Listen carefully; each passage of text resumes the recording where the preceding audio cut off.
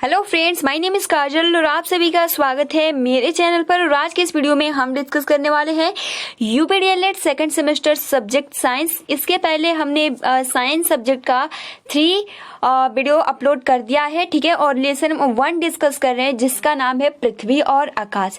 तो अगर आपने प्रीवियस वीडियोस नहीं देखे हैं तो आप सभी को कमेंट्स बॉक्स में या फिर डिस्क्रिप्शन बॉक्स में प्लेलिस्ट का लिंक मिल जाएगा, आप वहां से जाकर देख सकते हो। और देखिए फ्रेंड्स, आज के इस वीडियो में हम जो डिस्कस करने वाले हैं बहुत ही अच्छे से कि नासा के द्वारा किए गए अभियान, उन्होंने क्या कौन कौन से अभियान किए हैं, आज के इस वीडियो में हम डिस्कस करेंगे। तो चलिए फ्रेंड्स शुरू करते हैं। वीडियो को लाइक कर दीजिए और अपने फ्रेंड्स मित्रों को शेयर कर दीजिए। तो सबसे पहला तो आप प्रश्न यही देख सकते हो। प्रश्न ऐसा आ सकता है कि नासा के द्वारा किए गए अभियानों का उल्लेख कीजिए और नासा द्वारा किए गए कुछ अभियान निम्नलिखित। लेकिन सबसे पहले इसके अभियानों को जानने से पहले हमें ये पता होना चाहिए कि जो नासा है, ठीक है, ये इसका फुल फॉर्म क्या होता है, इसका मुख्यालय कहाँ पे है, ये सब कुछ पता होना चाहिए। सबसे पहले तो मैं आप सभी को बता दूं कि नासा का फुल फॉर्म जो होता है, जैसे कि इंग्लिश में इसको हम लिखते हैं इस तरीके से होता है, ठीक है,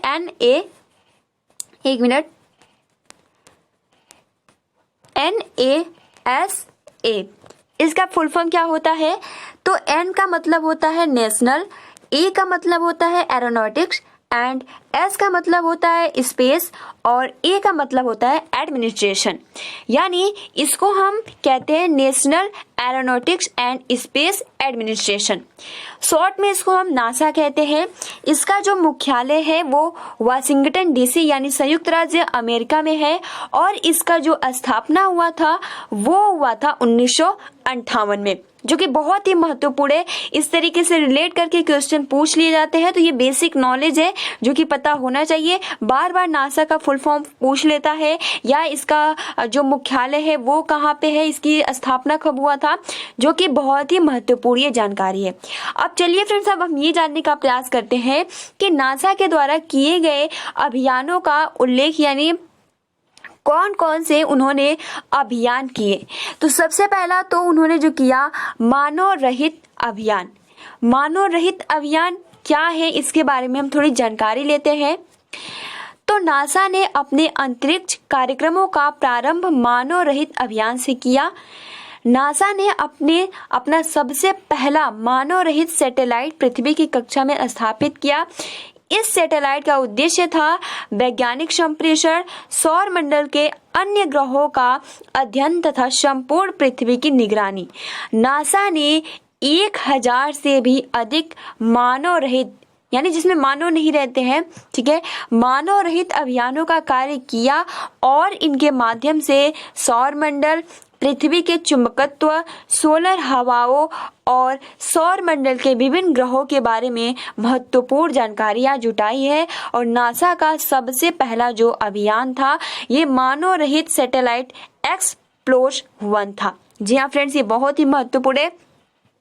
नासा का द्वारा सबसे पहला किया गया जो अभियान था वो था आपका मानव रहित अभियान, ठीक है, जो कि इसके थ्रू हमें पता चलता है कि जितने भी जैसे कि इसके माध्यम से सौर मंडल के बारे में जानकारी मिलती है, पृथ्वी के चुंबकत्व के बारे में, सोलर हवाओं और सौर मंडल में जितने भी ग्रह हैं उनके बारे में महत्वपूर्ण जानकारियां जुटाई गई थी, ठीक है। और नासा का सबसे पहला जो मानव रहित सैटेलाइट था वो था एक्सप्लोरर 1। याद कर लीजिएगा, अपनी कॉपी में अच्छे से लिख लीजिए। नासा का सबसे पहला जो मानव रहित सैटेलाइट था वो था एक्सप्लोरर 1, ठीक है। अब देखिए दूसरा जो था वो था, अभी हमने मानव रहित अभियान देखा, अब हम सेकंड डिस्कस करते हैं मानवीय अभियान। मानवीय अभियान, उसमें क्या था, मानव रहित और यह है मानवीय अभियान। यानी नासा ने मानवीय अभियान रूप से प्रतिस्पर्धा के चलते राष्ट्रीय स्थिरता और सुरक्षा को दृष्टि में रखते हुए सन 1961 में राष्ट्रपति जॉन एफ कैनेडी ने चांद पर मानव को उतारने और वापस पृथ्वी की एक योजना प्रस्तावित की। देखिए सबसे महत्वपूर्ण कि मानवीय अभियान, यानी नासा ने मानवीय अभियान रूस से प्रतिस्पर्धा के चलते, यानी उन्होंने जो मानवीय अभियान कब शुरू किया, तो उनको जो प्रतिस्पर्धा था वो रूस से था। इसके चलते उन्होंने राष्ट्रीय स्थिरता और सुरक्षा की दृष्टि से रखते हुए उन्होंने सन 1961 में राष्ट्रपति जॉन एफ कैनेडी ने चांद पर मानव को उतारने और वापस पृथ्वी पर लाने की एक योजना प्रस्तावित की, जिसको सन 1969 में अपोलो कार्यक्रम के रूप में साकार किया गया। आपने नाम भी सुना होगा, ठीक है। और इस अभियान की सफलता के बाद नासा ने मंगल ग्रह के अध्ययन की योजना बनानी प्रारंभ कर दी, परंतु राजनीतिक और आर्थिक कठिनाइयों के कारण नासा को मंगल से ध्यान हटाना पड़ा और पुनः उसने चंद्रमा पर अपना ध्यान केंद्रित कर दिया। और सन 1990 में अंतर्राष्ट्रीय समुदाय के सहयोग से नासा ने पृथ्वी की कक्षा में अस्थायी अंतरिक्ष केंद्र की स्थापना के लिए प्रयास प्रारंभ कर दिए। तो फ्रेंड, दूसरा जो उनका अभियान था वो था मानवीय अभियान, जो कि रूस से प्रतिस्पर्धा था। उन्होंने अपनी सुरक्षा की दृष्टि से सन 1961 में, ठीक है, सन 1961 में जो राष्ट्रपति जॉन एफ कैनेडी ने चांद पर मानव को उतारने और वापस पृथ्वी पर लाने का एक योजना बनाया, जिसको सन 1969, देखिए सोच, यानी इस पे विचार कब किया गया, तो 1961 में और 1969 में इसको अपोलो कार्यक्रम के रूप में साकार किया गया, ठीक है। बहुत ही महत्वपूर्ण है अपोलो कार्यक्रम 1969, ठीक है।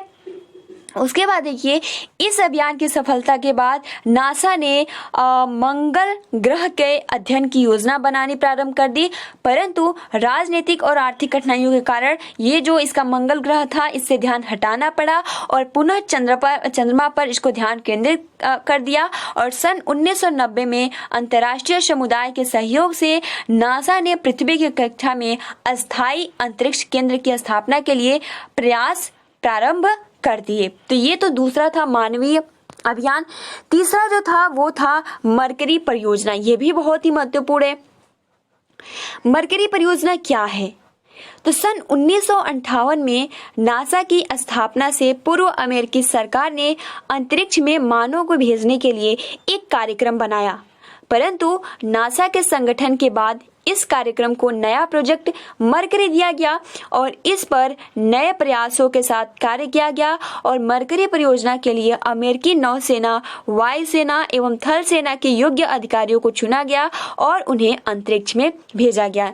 यानी मरकरी परियोजना क्या है? तो 1958 में जब नासा की स्थापना हुई, तो स्थापना से पहले स्थापना आप देख सकते हो क्या लिखा है, सन 1958 में नासा की स्थापना से पूर्व यानी इसके पहले अमेरिकी सरकार ने अंतरिक्ष में मानव को भेजने के लिए एक कार्यक्रम बनाया, परंतु नासा के संगठन के पश्चात यानी नासा के संगठन के बाद, यानी देखिए सबसे पहले पॉइंट्स ये रखना है कि जब इसका स्थापना यानी नासा का स्थापना 1958 में नहीं हुआ था, उसके पहले जो अमेरिकी सरकार थी तो उन्होंने सोचा कि मानव को अंतरिक्ष में भेजा जाए, लेकिन बाद में इसके लिए कार्यक्रम बनाया जाए।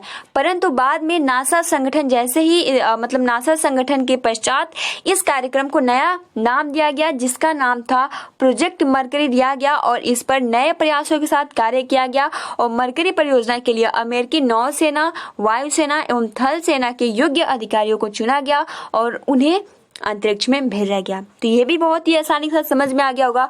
अब देखिए चौथा जो है वो है जेमिनी परियोजना। जेमिनी परियोजना क्या है? तो जेमिनी परियोजना के अंतर्गत नासा ने जेमिनी 3 नामक अंतरिक्ष यान से 2 अमेरिकियों को अंतरिक्ष में भेजा और इस परियोजना का उद्देश्य जो था वो था भारहीनता का मानव स्वास्थ्य पर पड़ने वाले प्रभाव का अध्ययन करना था और नासा ने अपने इस अभियान से भविष्य में और अधिक कार्यक्रमों का सफलतम संचालन किया। तो ये तो है जेमिनी परियोजना, ठीक है, जो कि बहुत ही महत्वपूर्ण है। जो जेमिनी परियोजना था इसके अंतर्गत जो नासा था उन्होंने जेमिनी 3 नामक अंतरिक्ष यान में 2 अमेरिकियों को अंतरिक्ष में भेजा। अब जब उन्होंने भेजा तो इस परियोजना का जो उनका उद्देश्य था बस यही था कि भारहीनता का मानव स्वास्थ्य पर पड़ने वाले जो भी प्रभाव उनका अध्ययन करना था, और नासा ने अपने इस अभियान से भविष्य में और अधिक कार्यक्रमों को सफलतम संचालन किया। तो मात्र जो जेमिनी परियोजना था, 2 अमेरिकियों को अंतरिक्ष में भेजा गया जिनका उद्देश्य यही था भारहीनता का मानव स्वास्थ्य पर पड़ने वाला प्रभाव का अध्ययन करना। अब देखिए अपोलो परियोजना के अंतर्गत 5 बार नासा ने अपने अंतरिक्ष यात्रियों को चांद पर भेजा है। अंतिम बार सन 1972 में नासा ने 12 यात्रियों के दल को चांद की सतह पर उतारा, और इस प्रकार नासा ने अपोलो कार्यक्रम के द्वारा चांद का अच्छे प्रकार से अध्ययन किया और उसके वातावरण, चुंबकीय प्रभाव, ताप, चट्टानों, गड्ढों, सौर हवाओं और उसकी संरचना यानी पूरी जानकारी प्राप्त की। क्योंकि आप देख सकते हो कि जो अपोलो परियोजना था इसमें कुल 12 यात्री चांद पर पहुंचे थे, और बहुत ही अच्छे से विस्तार से उन्होंने जितनी भी वहां की महत्वपूर्ण जानकारियां थी, चुंबकीय प्रभाव, ताप, चट्टानों, ये हवाओं, सब कुछ बहुत ही अच्छे से इनके थ्रू जानकारी प्राप्त की थी। ठीक है, और अंतिम बार वो जब गए थे 12 यात्री यानी 1972 में। उसके बाद देखिए छठा है आपका आकाशीय प्रयोगशाला। आकाशीय प्रयोगशाला क्या है? तो स्काई लैब अमेरिका का पहला स्पेस स्टेशन बना। देखिए प्रश्न ऐसा आता है कि जो स्काई लैब पहला स्पेस स्टेशन बना वो कहाँ का है, किस देश का है? तो ये नासा मतलब कि अमेरिका का है। ठीक है, स्काई लैब अमेरिका का पहला स्पेस स्टेशन बना और इसे पृथ्वी पर बनाकर अंतरिक्ष में भेजा गया।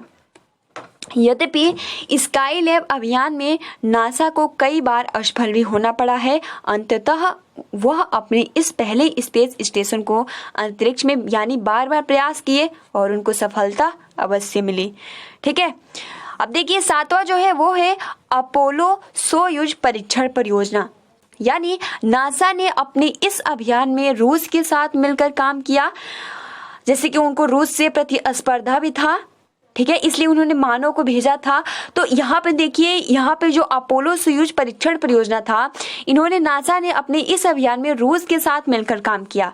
सन 1972 में अमेरिकी राष्ट्रपति रिचर्ड एम निक्सन एवं सोवियत प्रमुख एलके लाइकोसिगन ने इस संयुक्त अंतरिक्ष अभियान पर हस्ताक्षर किए और इस मिशन पर दोनों देशों के वैज्ञानिक और अभियांत्रिक उद्देश्य सम्मिलित थे। 8वां जो है वो है स्पेस शटल कार्यक्रम। तो ये जो कार्यक्रम है इसके बारे में थोड़ी जानकारी लेते हैं। तो सन 1970 के बाद से नासा ने अंतरिक्ष के बारे में और अधिक जानकारी जुटाने के लिए विभिन्न स्पेस शटल अंतरिक्ष में भेजे और नासा के इस अभियान को स्पेस शटल कार्यक्रम के नाम से जाना जाता है। यानी और 1970 के बाद ये और जानकारी प्राप्त करने चाहते थे, तो इसके लिए इन्होंने अंतरिक्ष में बहुत स्पेस शटल भेजे, जिसको इस अभियान को स्पेस शटल कार्यक्रम के नाम से जाना जाता है। और इन स्पेस शटलों में कोलंबिया और हबल टेलीस्कोप के नाम प्रमुख है। और कोलंबिया स्पेस शटल ने जहां सौर मंडल और हमारी आकाशगंगा के बारे में जानकारी दी है। हबल टेलीस्कोप ने दूर दराज की आकाश, जैसे कि आप सभी को पता है कि टेलीस्कोप देखने के लिए होता है, जैसे कि पृथ्वी जैसे तारा हो गया तो टेलीस्कोप हम उससे देखते हैं। तो हबल टेलीस्कोप ने दूर दराज की आकाश गंगाओं, सुपर नोवाओं और ब्लैक होल्स के बारे में नए तथ्यों पर प्रकाश डाला और इन स्पेस शटलों द्वारा दी गई जानकारी के आधार पर मनुष्य के समक्ष ब्रह्मांड की संरचना का नया स्वरूप आया। 9वां जो है वो है अंतर्राष्ट्रीय अंतरिक्ष केंद्र। नासा ने विभिन्न देशों के अंतरिक्ष संस्थानों के साथ मिलकर अंतरिक्ष केंद्र की स्थापना की और प्रारंभ में नासा इस केंद्र को स्वतंत्र रूप में स्थापित करना चाहता था, परंतु इसके लिए भारी भरकम बजट को देखते हुए अन्य देशों को अपने साथ मिलाना पड़ा। क्योंकि जो अमेरिका था पहले चाहता था कि हम अकेले ही स्वतंत्र रूप से इसको स्थापित करें, बट उसके पास या आप कह सकते हो कि बजट बहुत ज्यादा था, तो इसलिए अन्य देशों को इस अभियान में मिलाना पड़ा और यूरोप, रूस, जापान और कनाडा एवं अमेरिका के संयुक्त प्रयासों के द्वारा अपना भारत देश नहीं था। ठीक है, संयुक्त प्रयासों के द्वारा नासा ने अंतरिक्ष में अंतर्राष्ट्रीय अंतरिक्ष स्टेशन बनाया, जिससे सुदूर अंतरिक्ष के बारे में नई जानकारियां प्राप्त की जा सके, और सभी देशों ने स्वीकृति से इस अभियान में अपनी अपनी शर्त के साथ सहयोग किया। और यह अब तक का सबसे बड़ा अंतरिक्ष यान है जो मानव द्वारा अंतरिक्ष में भेजा गया। तो सबसे बड़ा अंतरिक्ष यान जो है वो है अंतर्राष्ट्रीय अंतरिक्ष केंद्र, जिसमें जो देश भाग लिए यूरोप, रूस, जापान, कनाडा एवं अमेरिका। ठीक है।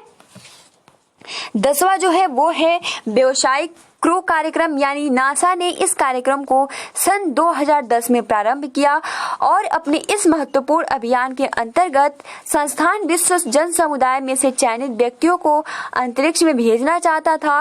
और इस कार्यक्रम का प्रमुख उद्देश्य पृथ्वीवासियों को अंतरिक्ष की सैर कराना। इस कार्यक्रम में भाग लेने वाले व्यक्तियों को चुनने के लिए नासा ने कई चरणों की एक चयन योजना बनाई। सन 2010, 2011 एवं 2013 में नए चयन प्रक्रिया पूरी हो चुकी और इसके बाद मई 2014 में इसका अलग चरण होगा। तो फ्रेंड्स, आप देख सकते हो कि ये कुल अभियान थे 10, जो कि बहुत ही महत्वपूर्ण है। आप इसको अपने कॉपी में अच्छे से नोट्स बना लीजिएगा। ठीक है। जिसमें सबसे पहले हमने डिस्कस किया था मानव रहित अभियान, दूसरा मानवीय अभियान, तीसरा जो था मरकरी परियोजना। ठीक है।